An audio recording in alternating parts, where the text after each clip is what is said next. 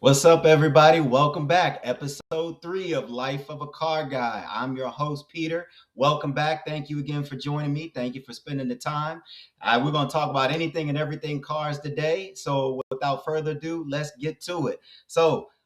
First thing we're going to do, we're going to drop off with the What's Going On segment. You can see what's going on. Yeah, what's going on? Yeah, what's going on? So listen, sponsors are coming up very soon, guys. The biggest thing I need your help with that is just building up the subscription list and definitely going on to the blog and liking and commenting on there for me. That's going to help me get these sponsors in. I'm definitely getting my list together, going to start reaching out to people here, and hopefully we can get this built up and really going. So just FYI. Also, you know that you've got my site here for those that are subscribed. You've got the links here, so we're going to get that going. And of course, you got lifeofacarguy.com, which is the home headquarters of Life of a Car Guy. So, big thing I want to drop for you guys today. Got a monumental thing that took place.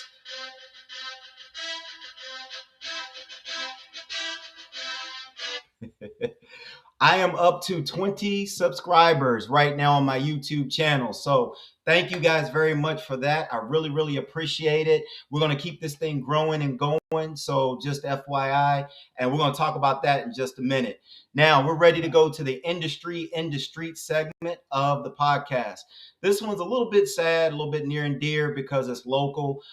Richmond Times Dispatch reported that CarMax went through another round of mass layoffs this past week, specifically on Wednesday.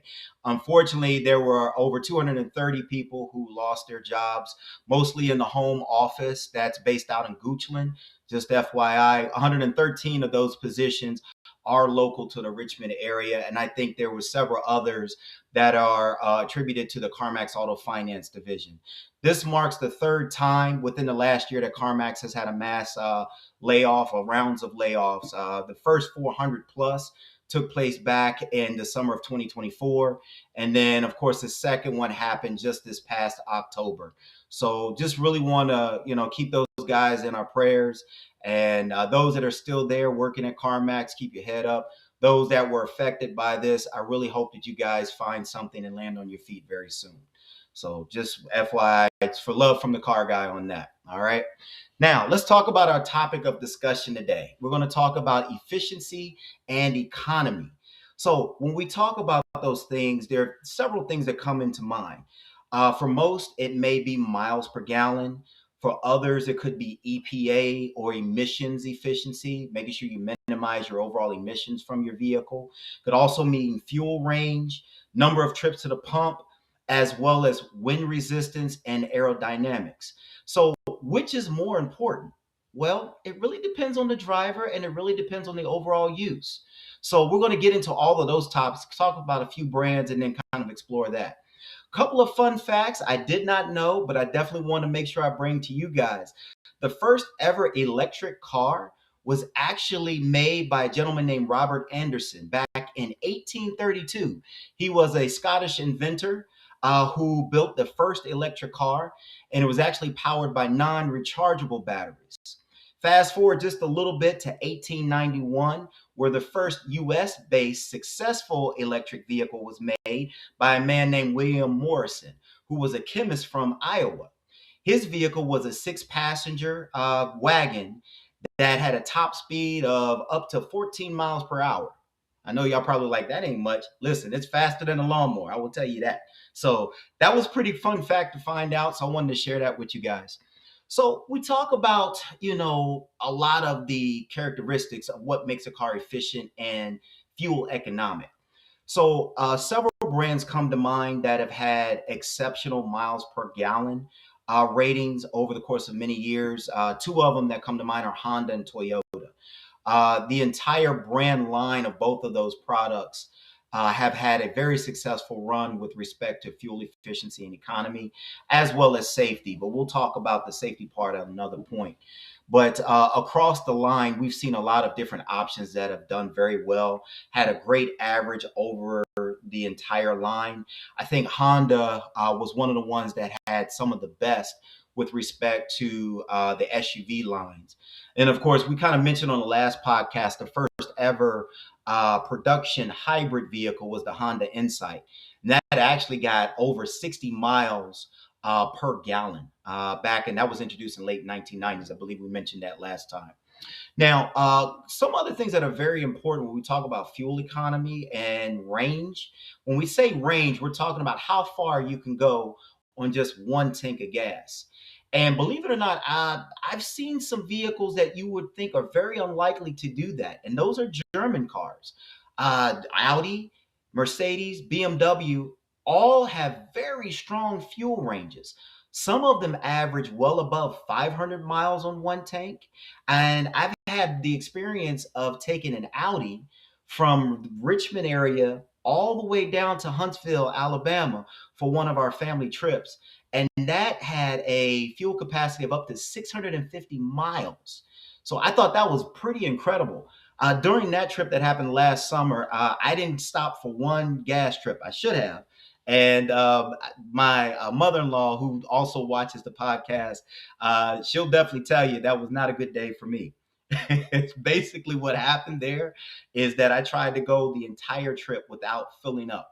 And I was within literally 10 miles of our destination without any gas stops, without having to refuel at all.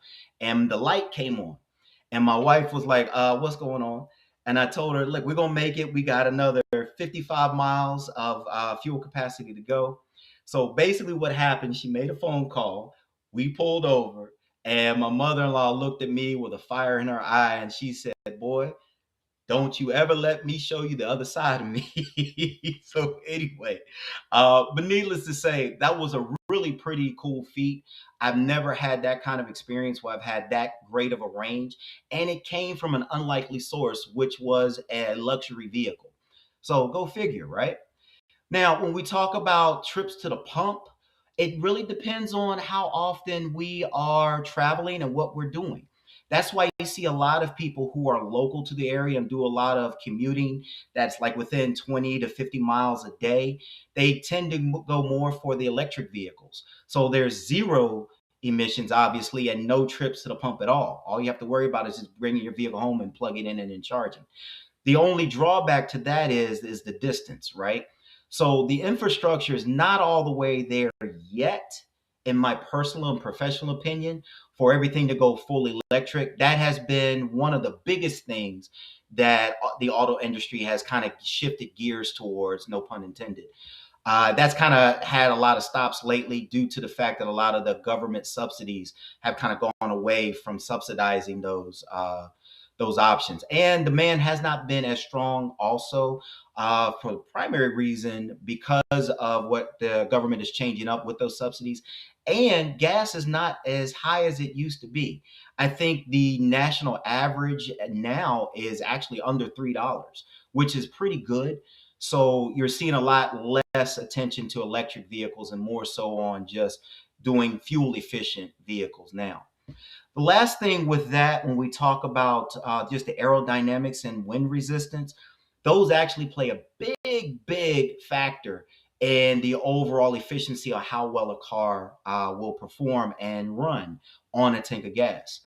The Hyundai Ioniq, which is Hyundai's hybrid vehicle, that was their first introduction into the specific hybrid car.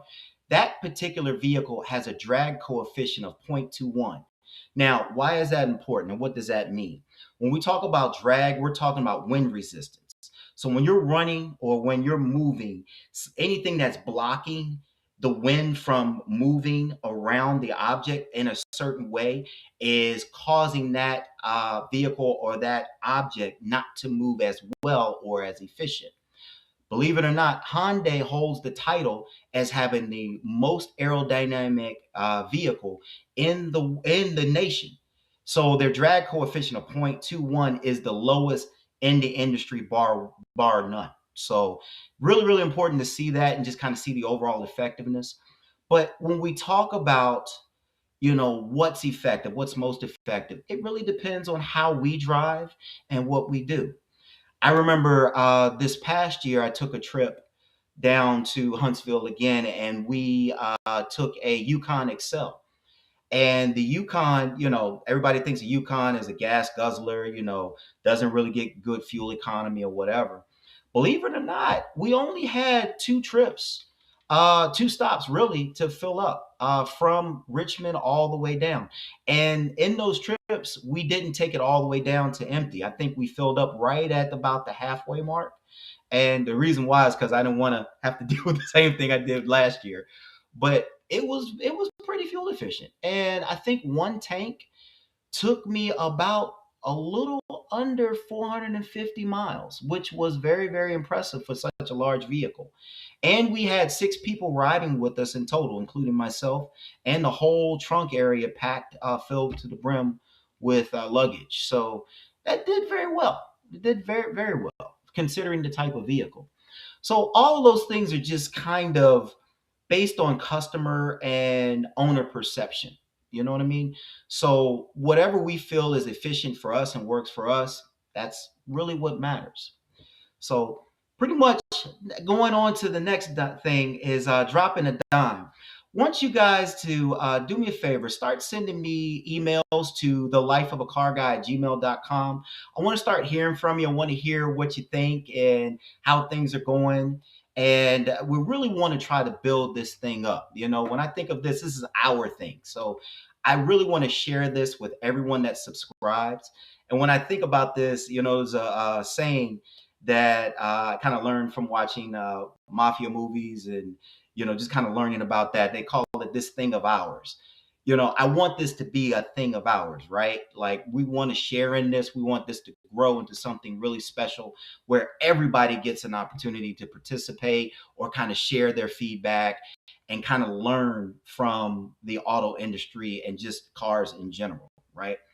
So definitely drop me a line on that. I call that drop a dime. That's like I told you guys last time. That's where I got from my dad. Blog drop. So I got another blog that's going to drop this evening. It's called The Real Families of Huntsville. So I'm really going to go in depth to the characters, quote unquote, that are involved in the trip that we take down yearly to Huntsville to visit our cousin that lives down in Huntsville, Alabama. So definitely want you guys to check that out. Okay. One last thing before we sign off. I got a big homework assignment for you guys. So I'm very, very happy and thankful for all of those that have subscribed.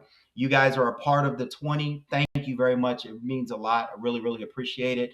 I need you guys to do me a favor for homework. I want you guys to share this with at least 5 other people. Okay. Have them see the blog, have them see the podcast on YouTube, have them like and subscribe on YouTube.